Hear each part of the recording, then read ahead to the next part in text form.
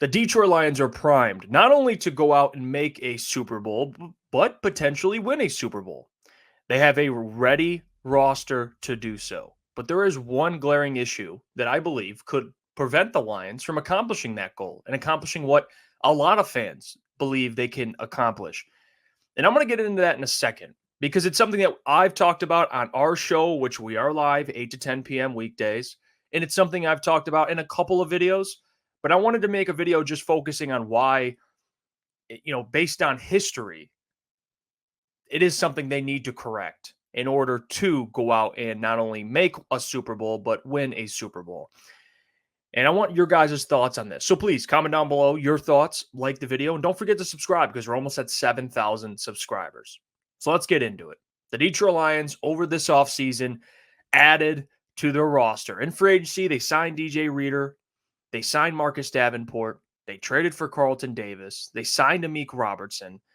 And you look at some of the weaknesses from last year, their secondary. And their secondary got a lot better. They drafted Terrion Arnold. They drafted Ennis Rakestraw. They still have some young guys in that secondary room that are only going to get better. And I think with Carlton Davis now, you have a legitimate CB1 that you can kind of rely on. And not just that, but you have more depth at corner. So at corner and just the secondary, I think we all could agree, it's a lot better.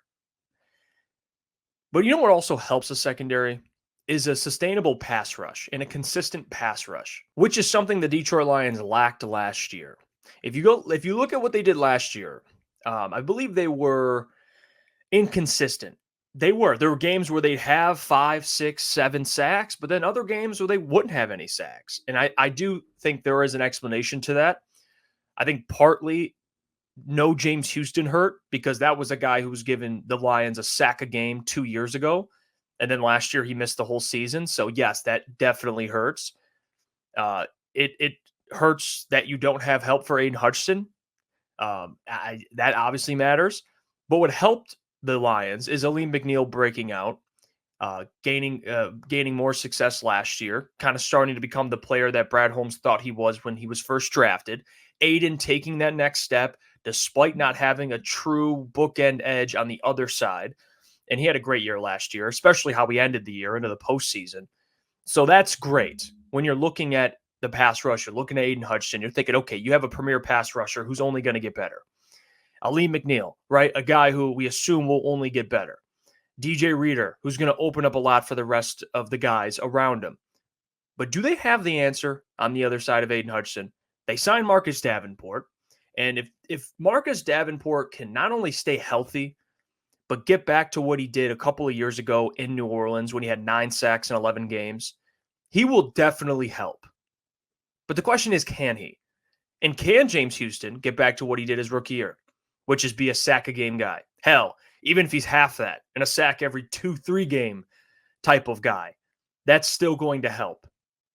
But when you look at the data, and I went back in the last, I think, 10 years, and Adam Baydoun, shout out to him. I love Adam. Help me with this data. And this is something that I was wondering. Okay, look at the Super Bowl champions. Where do they rank in sacks that year? How important is it to be able to get after the quarterback? Because I think we look at quarterback, head coach, GM, right? That's how you look at sustainable success. And the Lions have Jared Goff, Dan Campbell, Brad Holmes. So you're pretty confident in that. But we can all agree defense matters, right? The Chiefs had Patrick Mahomes and Andy Reid, but you look at that defense and look at what they were able to do, especially having Chris Jones in the middle. So let's look at the data. I'm going to pull this up here. And this is sacks. Were teams ranked in sacks by Super Bowl champions? So I already mentioned the Chiefs last year. The 2023 Chiefs had 67 sacks. Okay? That's second in the NFL. You go back to 2022. The Chiefs won that Super Bowl. They had 55 sacks, which ranked second in the NFL. 2021, the Rams had 50, which were third in the NFL. Notice a trend here. Okay, you go back, 2020, Buccaneers, 48 sacks. They were tied for fourth in the NFL. Now, 3 of these 4 Super Bowls had Mahomes and Tom Brady, of course. Then you even go back. The 2019 Chiefs, 45 sacks, which ranked 11th in the NFL. 2018 Patriots, They had 30 sacks, which was 30th, but 7th in points allowed. Which points allowed, I'll get to that in a second because that also factors in. 2017 Eagles, 38 sacks, which ranked 16th. But another team that, when it came to the postseason, turned up on defense, which I'll explain in a second. I'll get to it. 2016 Patriots, 34 sacks, which ranked 16th in the NFL. 2015 Broncos, 52, ranked first in the NFL. 2014 Patriots, 40 sacks, which was tied, 13th in the NFL. 2013 Seahawks, 44 sacks, which ranked 8th in the NFL. And then you look at the Lions. In 2023, the Lions had 41 sacks, which ranked 23rd in the NFL. And it was really that inconsistency, right? There'd be games where they didn't have a sack, game where they had 1 sack, and then the game where they'd have 6 sacks. And then 2022, the Lions had 39 sacks, which ranked 18th in the NFL. Now, you notice the Lions had less sacks in 2022, but ranked higher. It's because of really what teams have good years that year. Sometimes leading the league in sacks could be 70. Other years could be 50. It just depends. Now, I did write here as an asterisk, 10 more sacks would put them top 5 both years. So if the Lions had 50 sacks in 2023, they'd be top 5. If the Lions had close to 50 sacks in 2022, they'd be top 5. So you notice a trend here. You look at sacks, and it does matter, being able to get after the quarterback. But if you can't do that at an elite level, you have to either A, be really, really good and be high up there in points allowed, which, again, points allowed matter as well. If you're only allowing 18 to 20 points a game, you're going to win a lot of games, especially with a top 5 offense. The other thing would be quarterback play, which obviously matters the most. If you have high-level quarterback play and a defense that can be one of the best defenses in the NFL, at least just be top 10, and you can get after the quarterback effectively, you're going to have success. Or let's say you aren't a great team getting after the quarterback and you're kind of middle of the pack, but once you get in the postseason, you turn up. Now you're becoming a much better defense in all areas. There is that route as well. So for the Lions, even if they come out this year and they're 15th in sacks, if they get to the postseason and they can turn it up a notch and become an even better team at getting after the quarterback, or be one of the top teams in points allowed in the playoffs, then that's your pathway. Now, Jared Goff has to play at a high level, and this offense has to, but they've really answered those questions for me. So I do have trust they'll be able to do so. It really comes down to, what does this pass rush look like? That's the point of this video. Do you believe in Marcus Davenport? Do you believe in James Houston?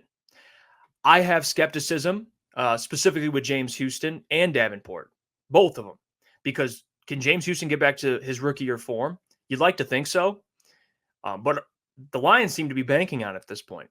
And Marcus Davenport, do you have faith he can stay healthy? The Lions seem to have faith. And not only that, but you're kind of banking on him being healthy, because if he's not, that pass rush, not only that, but someone who could play multiple downs for you, because James Houston isn't that player. He's more of a pass rush specialist.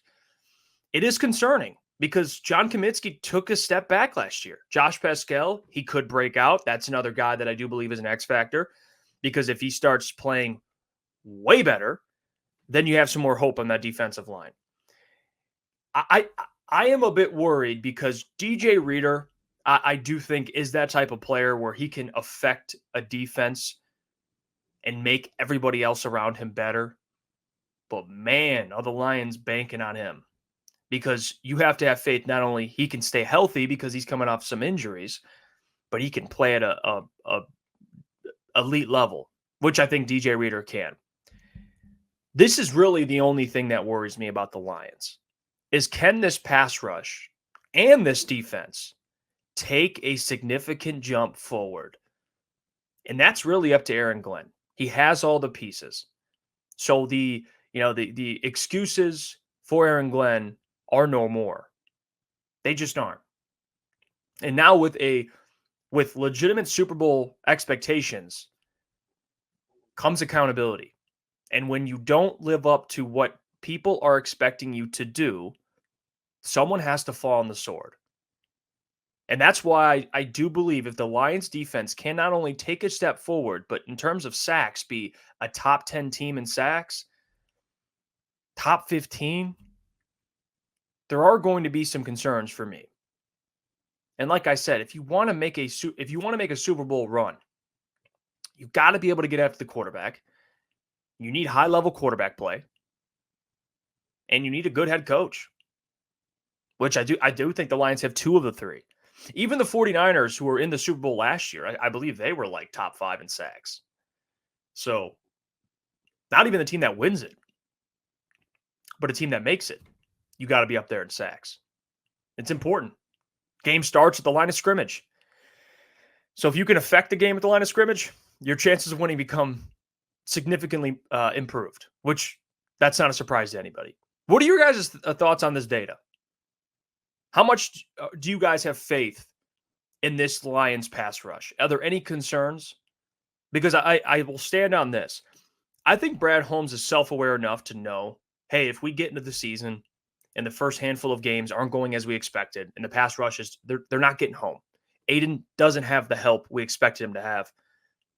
I do think the Lions are going to be players at the trade deadline to acquire an edge. I think they should be. Last year wasn't the year to get Montez Sweat. It wasn't the year to get Chase Young. I think this year is and will be. Because if you have question marks, solve them at the deadline. And that's what I do believe will happen. But what are your guys' thoughts? Comment down below. You worried about the pass rush? Are you with me on a potential trade deadline deal if the pass rush doesn't live up to expectations? Because I do believe if you want Aiden Hutchinson to get to that 15 sack a year level, 15, 17 sack a year level, he's going to need to have consistent pressure on the other side. Someone that can just win one-on-ones. It doesn't have to be Danielle Hunter, although it would have been ideal. It doesn't have to be. It could be somebody that is out there, a 3-down guy that can just generate pressure, win one-on-ones. That's what it comes down to. What do you guys think? Comment down below. Subscribe if you haven't already. And don't forget, we're live every weekday, 8 p.m. to 10 p.m. Until next time, I'll catch you guys.